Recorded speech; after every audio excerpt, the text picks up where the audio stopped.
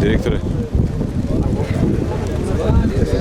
На територијата на државата имаме само еден сериозен пожар, тоа овој пожар, кај кој што денес се наоѓаме во районот на општина Делчево и Пехчево.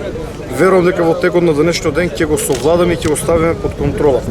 Останати пожари имаме во прилеп во село Дрен и село Смолан, кој што го контролираме и засега не постои опасност да се изгуби контрола. Во Радовишко село Дамјан исто така има активен пожар, во Ласкарци Скопско и во Гостивар Пожаране. Пред неколку минути ми јави дека повторно се реактивирал пожарот во Штипско, кај местноста Сувидол, односно Богословец, кој што гореше неколку денови.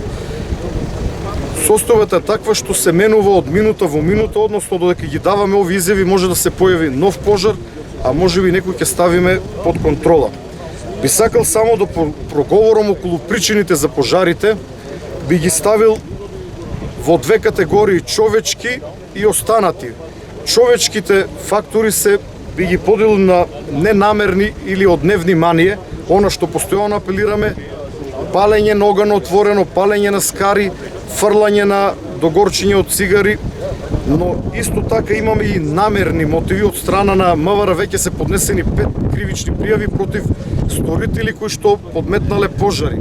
Обично мотивите се економски, кога се пали шума за потоа истата да се сече и поевтино да се продава, може да бидат патолошки, криминални и така натаму.